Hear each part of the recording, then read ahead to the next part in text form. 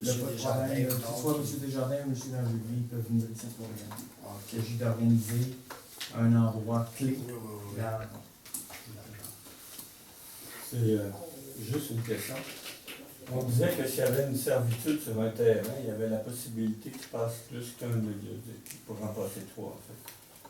On disait ça à Radio-Canada cette semaine. Je veux savoir si, effectivement, c'est une information pertinente. Je ne sais pas si quelqu'un pourrait répondre à ça. Eux, dans leur zone, pas dans la zone de sécurité, mais dans la zone de l'emprise, donc le 30 Oui, c'est pieds. ça. Eux, c'est une formalité, oui, de faire un chose. Il faut qu'ils aillent juste faire une demande à l'ONU, qui eux vont étudier, mais vont pas refaire une réanalyse de tout le projet.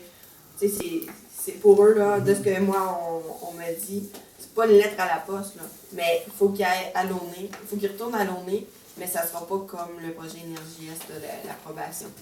Parce qu'ils ont déjà accès à l'emprise. Donc, le 30 pieds, c'est le fond, là, pas le sol, mais le fond. C'est pratiquement à eux. Là. C'est pour ça que je trouve ça important, cette notion-là de prévoir qu'il y aura peut-être une augmentation de capacité, parce que même le projet, il est passé de 600 000 barils à 1 100 000, et il va peut-être encore augmenter. Oui, j'entends 1 400 000 des fois. C'est ça. C'est leur vision, oui. C'est leur vision. Celui d'Eldridge qui est 300 000. Parce que quand tu 1,4, là, ça comprend Trans-Canada plus Eldridge. Oui. Mais moi, je continue de dire 1 100 000 pour l'énergie. Ouais, mais on me parle que ça, c'est pour le départ. Puis le projet, au fur et à mesure que ça va commencer, s'ils voient la capacité d'augmenter à plus, ils vont l'augmenter à plus. Sans changer la grosseur du tuyau. OK. Ça, c'est ce qu'on mais il y a la question de... Non, c'est correct. Dans l'emprise, il peut y avoir un tuyau, mais moi, on m'a dit qu'il y en aurait deux, à savoir le gazoduc.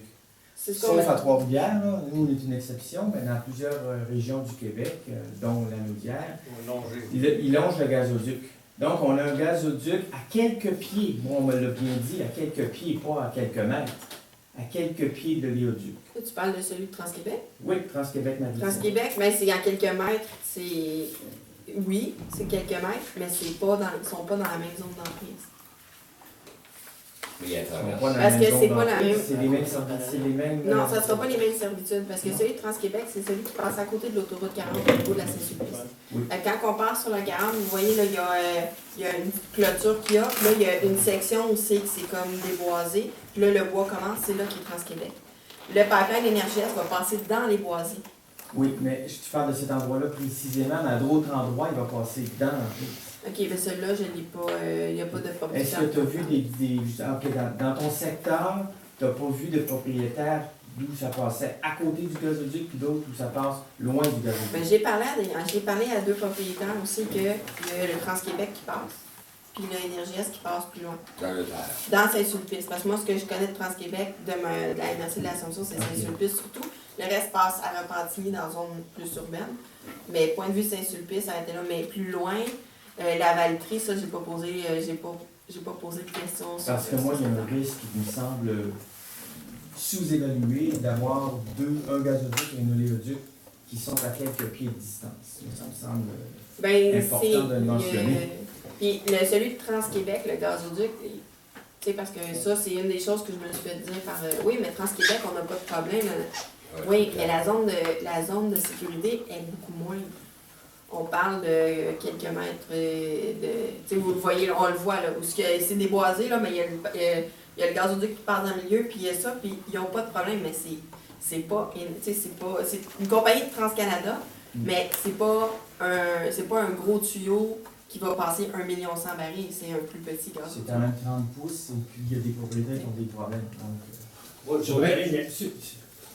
J'aimerais que vous me parliez de la rencontre que vous avez eue. Quelle stratégie vous avez utilisée? Qui a pris la parole? Qui était là pour la rencontre? Comment l'introduction, en fait? J'ai fait l'introduction. Odette a fait l'introduction au point de vue RVHQ. Moi, j'ai fait l'introduction parce que j'étais un peu le pont entre propriétaire et le RVHQ. Ça a été comme ça, mais après ça, j'ai laissé M. Langelier parler. Ce qui a été très, très intéressant, mais nous, on avait un représentant de vidéo aussi dans la salle. Ce qui a été très intéressant, c'est la période de questions après. C'est là qu'on tente beaucoup le pouls des gens, comme quoi que c'était clairement contre le projet. Les propriétaires étaient clairement contre, on le voyait puis on le sentait. Je sais pas si M. Langeli vous en a parlé, mais nous, dans la salle, ça a été clairement une opposition qui était là. Et vous avez fait une seule rencontre? À l'Assomption, il y en a une autre à la Norée. À titre d'exemple que je veux vous donner, là, moi, sur mon terrain, là, j'ai le gazoduc, puis là, mon terrain, c'est 450 pieds de là, sur le fossé de la petite route. OK. J'ai l'autoroute 55, vous avez le voie de service, le voie de la Gabelle, je demeure là. OK. Et le gazoduc passe dans le fossé du boulevard de la Gabelle. L'oléoduc s'en vient dans l'autre sens, en dessous. Alors, quand j'ai rencontré les NRJS, ils sont venus me rencontrer le 29 juin chez moi. Oui, il commence une deuxième vague. Là. Ils viennent, puis on a jasé durant 2 heures, je les ai enregistrés. Parce qu'ils admettent la responsabilité s'il y a quelque chose, on ne veut pas l'avoir, la responsabilité, Non. on n'en veut pas de l'oléoduc. Et la distance entre le gazoduc et leur pipeline est de 50 pieds. Pas plus que ça? Non. En dessous, le gazoduc, où il va y avoir des traverses, c'est 1 pied de distance. OK. C'est très minime. Parce qu'en Donc, plus, il y a il des passe en dessous explosions. du fossé. En dessous du fossé et en dessous du gazoduc qui est déjà présent. Donc, ils vont creuser en dessous de l'autoroute, puis en dessous de la voie, puis en dessous du gazoduc qui est là. Puis après ça, ils s'en vont sur 900 pieds le long de Montalet, puis ils prennent 900 pieds, 450 pieds. Donc, moi, j'ai le gazoduc, j'ai l'oléoduc d'un bord. S'il y a une explosion dans le coin, là, ça va aller très mal pour. Non. Le négatif, c'est un incident à côté, ça va sauter. Ben, S'il y a du gaz et du pétrole, le feu est pris, moi, j'ai le feu au cul, là, mais non, mais... À revenir à votre Lyon, comme vous disiez, c'était positif. Mais il y avait déjà une démarche qui était entendue de part des municipalités, eux autres. Il y avait une influence pour les agriculteurs. Ils ont embarqué dans le bateau, c'était pas dans le vide. Là. Comprends-tu ce que je veux dire? Ils vous ont pas noté compte, la Naudière, ils étaient tous. Bon, eux autres, ils avaient entendu parler de ça. Là. Fait que, il y avait de l'intérêt à la réunion. Là. C'était pas dans le vide, là. C'était pas on part en réunion. Là, puis, Au moment où la rencontre s'est On tenue, rapporte- non, oui, je comprends. C'est que quand que nous, il y a eu Sorel qui avait... Tu sais, nous autres, aussi, ce qui nous a peut-être qui nous a aidés, c'est que c'était un sujet d'actualité. oui. Sauf que le NRJS est toujours sujet d'actualité. Moi, j'en entends parler d'NRJS une fois par 2 semaines, 3 semaines. Moi, je vois un article dans la presse sur ça. Il y avait la règle de Naudière qui était là. Moi, je pense plus que c'était dans le flot. On était dans la vague, mais on était comme... Ouais. OK. Ça veut dire que c'était volontaire pas mal de part, tu sais. De se présenter oui, là-bas? oui. Ben, oui, mais il y avait aussi de l'opposé. Les gens ne voulaient pas. est-ce que ça va Parce que, être... tu sais, les propriétés, c'est comme, nous, on se sent comme démunis face à ça, mais imaginez un propriétaire qui va voir un tuyau passer sur son terrain, il voit la grosse machine TransCanada qui arrive avec les représentants qui arrivent, puis que, tu sais, eux autres, c'est beau, bon, puis tout est beau. Ils se sentent encore plus démunis, puis ils se sentent encore plus tout seuls. Mais ce qui nous regarde, c'est pas ça, là. C'est pas ça qui se passe, je parle tout. De quoi? Ils sont dans le vide complètement. Oui, c'est ça, ils ont... Ils le cachent, puis ça va faire l'ouvrage. Ça va faire virer l'économie, là. C'est ça que j'entends, moi. Ça va faire virer l'économie, là. Parce qu'il y a Jim ici. C'est ça qui se passe. Mais il va rien avoir non plus. Ben, c'est ça, ben, tu sais. Non, mais le tuyau, une fois qu'il est passé, Ben, c'est ça qu'on dit, mais là, eux autres, c'est pas ça. Là. puis Ça veut les dire- 3000 emplois, ils vont pas passer dans Masquinongé, là, c'est Monsieur mineur. raison, là. c'est qu'il y a quand même une différence entre la Naudière et la partie ouest de la Mauricie. Là. C'est qu'il y a comme une différence un peu de mentalité et ça va être plus difficile d'aller les chercher. Je pense que C'est une réalité. Oui, c'est une réalité. Ben, le Parce fait- que, juste comprendre, parce que c'est juste pour être sûr, là, parce qu'eux ils pensent vraiment que ça va amener de l'emploi ou parce qu'ils pensent qu'on va avoir beaucoup de sous ou... Ah, aussitôt qu'il y a un projet au Québec, tout le monde les compte. Moi, j'ai entendu ça, puis... une fois qu'il va y avoir de quoi, j'ai entendu des Oui, ben moi je l'ai entendu aussi. Tu sais, la première approche, c'est comme, oui, mais on peut pas aller contre l'évolution. Moi, je leur dis, Ah ouais. ouais, mais c'est parce que... C'est une régression. Non, mais c'est ça, moi, ce que je leur dis, je dis, ça fait combien de temps que le pétrole existe?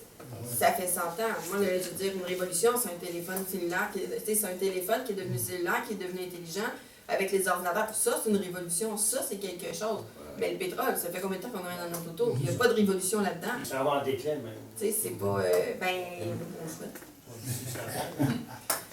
Mais le fait que vous êtes opposé, est-ce que ça fait quelque chose vraiment sur le TransCanada? Mais ce qui a aidé, ça a été aussi les citoyens qui, eux, Oui, se mais- sont mobilisés. Tu sais, Oui, ils ont ok, dit une c'est chance ça, que. composé. Oui, ben.